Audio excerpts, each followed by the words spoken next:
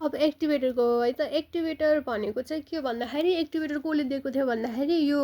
एन्ड्रेसनले होइन ऊ चाहिँ डेनमार्कको थियो अनि एन्ड्रेसनले चाहिँ एउटा लुज फिटिङ अप्लायन्स बनाएको थियो जसमा चाहिँ मोडिफाइड हली अप्लायन्स विथ लोवर लिङ्गुअल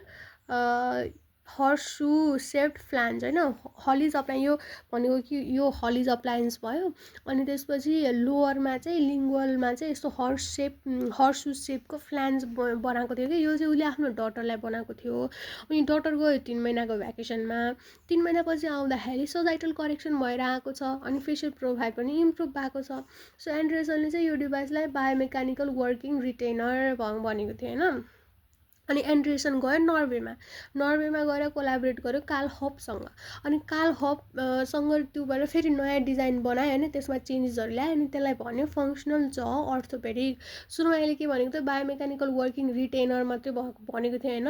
अब चाहिँ फङ्सनल ज अर्थोपेडिक भयो अनि किन भन्दा त्यो दुइटैहरू नर्वेमा थिए त्यो बनाउँदाखेरि त्यही भएर यसलाई नर्वेजियन अप्लायन्स पनि भन्छ अनि पछि यसलाई एक्टिभेटर किन भन्यो भन्दाखेरि it because of its ability to activate the muscle force त्यही भएर एक्टिभेटर भन्यो यसको इन्डिकेसन चाहिँ 3टा मेन कुरा छ एउटा चाहिँ actively growing individual with favourable growth pattern होइन ग्रोइङ इन्डिभिजुअलमा हुनु पर्यो अर्को चाहिँ म्याक्सिलरी र म्यान्डिबुलर टिथ वेल अलाइन हुनु पर्यो होइन धेरै यो क्राउडिङ रोटेसन भएकोमा पनि युज हुँदैन अर्को म्यान्डिबुलर इन्साइजर्स चाहिँ बेसल बोनमा अपराइट हुनु पर्यो अब यसको इन्डिकेसन्स भनेको सबै मालोक्लुजनमा हुन्छ होइन जस्तो क्लास 2 डिभिजन 1 क्लास 2 डिभिजन 2 त्यसपछि class 3 malocclusion class 1 open bite class 1 deep bite अनि त्यसपछि प्रिलिमिनरी जस्तो अब स्केलेटल ज मालोक्लुजन छ भने त्यसमा प्रिलिमिनरी ट्रिटमेन्ट गर्नको लागि before the fixed orthodontic appliance अर्को भनेको रिटेनरको रूपमा पनि युज हुन्छ अनि भर्टिकल डेभलपमेन्ट छैन लोवर फेसियल हाइट कम छ एकदमै होरिजेन्टल ग्रोथ प्याटर्न छ भने पनि यो युज हुन्छ होइन कन्ट्राइन्डिकेसन केमा युज नदिने भन्दाखेरि चाहिँ जुन क्लास 1 केसमा एकदमै क्राउडिङ छ होइन अनि त्यसपछि यो आर्ट्स लेन्थ टुथ मटेरियल डिस्क्रिपेन्सी छ भने पनि नदिने अर्को भर्टिकल हाइट एकदमै धेरै छ लोवर फेसियल हाइट पनि धेरै छ भने पनि नदिने किन भन्दाखेरि त लोवर फेसियल हाइट ग्रो गर्छ नि त त्यही भएर नदिने अर्को लोवर इन्टेरियरहरू सिभियरली प्रोक्लाइन छ भने पनि नदिने अर्को भनेको यो